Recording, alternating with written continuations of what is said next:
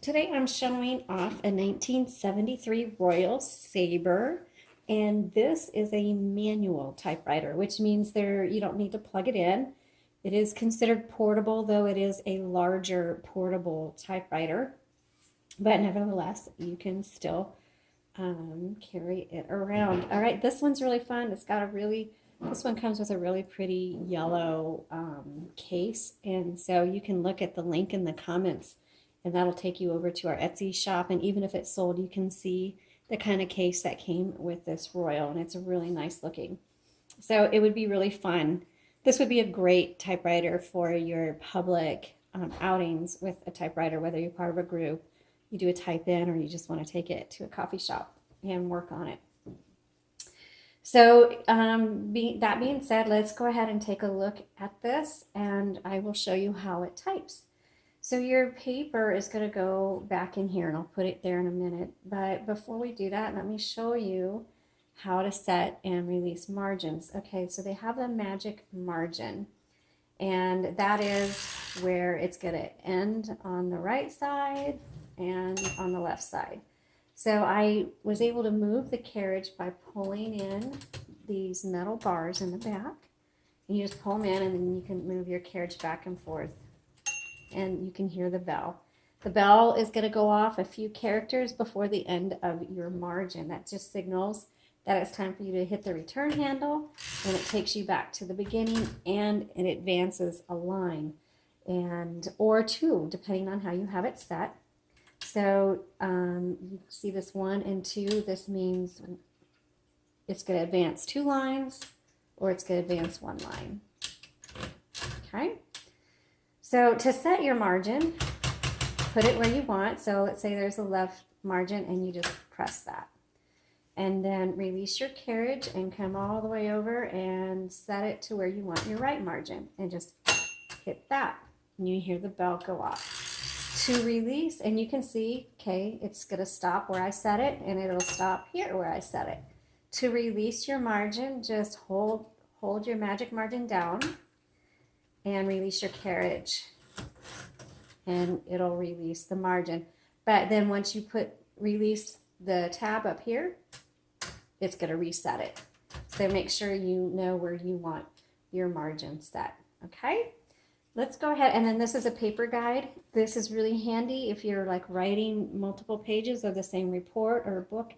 You want to make sure your paper guide is in the same place so that you can load your paper in the exact same place every time. Okay, what we're going to do is we're going to go ahead and load the paper right here. And you just set the paper down, and then you turn the roller, and it'll capture it and bring it around. If somehow it's crooked, it's pretty straight, but it's a little crooked, here's your paper release on the left side. And you just release that and put it back. If you don't put the paper release back when you type, the paper is going to slide all over the place. Okay, so down here is your backspace. And then this is also the LMH. This just determines how hard the type bars are going to strike your paper. Your color selector is right here. Before I type, let's go ahead and look at the inside. And to do that, we'll move the carriage all the way to the left, because if you don't, this handle will scrape the top. And you can see some places where that has happened. So this one is just, it's not on hinges. It's kind of snapped in there, so you kind of have to pull pretty good. Just pull that off. Don't be afraid to put a little oomph in it. And you're going to see the ribbon. And it is a universal ribbon that you just set in there. So you just pull up and pull down. The black, when it is time to change it, the black is going to go on the top, the red on the bottom. And I am looking for my ribbon reversal. Oh, it's right here. Okay, so the end of your ribbon does not mean that you need to change it. The ink is going to last a while. So right now the ribbon is going this direction, that way.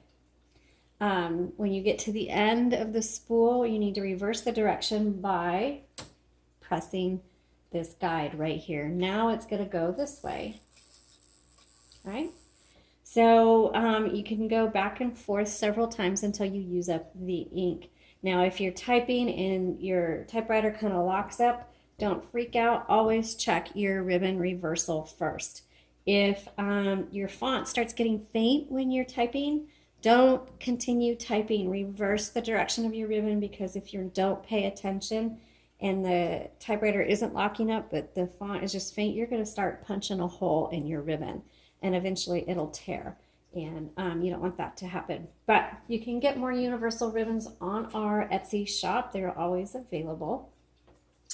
And that's how you reverse the direction of your ribbon. I'm going to put it back because that's where it was originally. Now, don't panic if it's at the end of your spool. If you get a typewriter from us, these get pushed back during shipment, during packing, during my typing tutorials.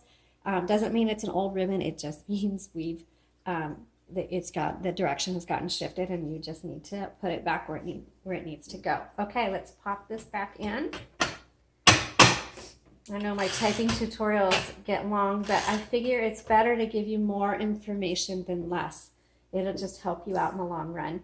Think of it as a video manual, and just keep the link if you do purchase this one, or if you have this one. Our typewriters don't last long, but whether you purchase it from us or you have one of your own, keep a link to this because it's a good video manual. Okay, this one is a 1973 Royal Sabre.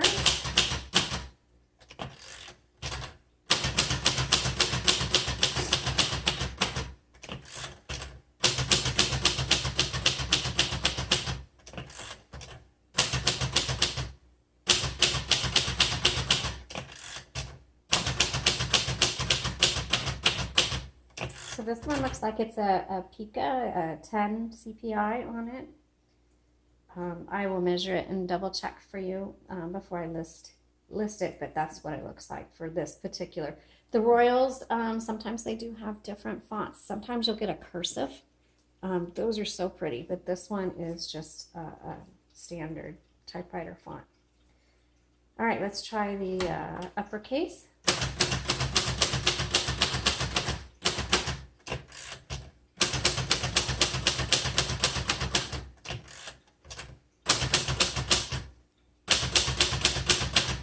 This is actually typing really well. The keys on this 73 Royal Sabre are pretty flat, and so some keys have a little indent in them. This one is just flat, and so if you're not sure at first, your fingers might slide a little bit, but once you get used to it, that's not going to be a problem.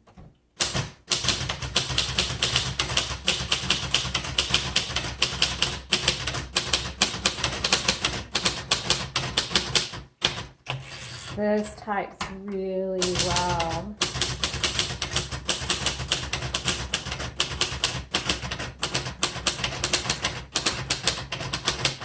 I don't always recommend manuals for extensive writing projects, but sometimes I do. And this would be one of them because it types so smoothly so well, because when you're got a long writing project, you want to be able to get into the groove, into a feel.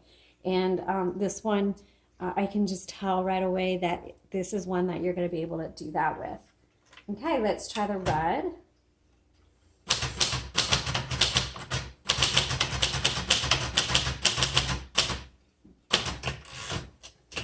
So this Royal Typewriter will be a great choice for writers at home or on the go that type very well. Let's try the backspace.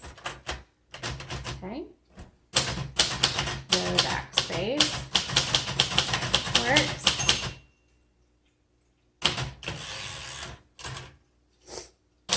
And it has a nice feel to it. All right, I hope you enjoyed this. I hope it helped you as you're on your hunt for typewriters. So if you are a writer and you're looking for a portable typewriter and you love Royals, this is a really good one. I highly recommend it. Thanks so much for watching. Check out the links in our comments below and be sure to subscribe and tell all your typewriter friends about us. Have a great day.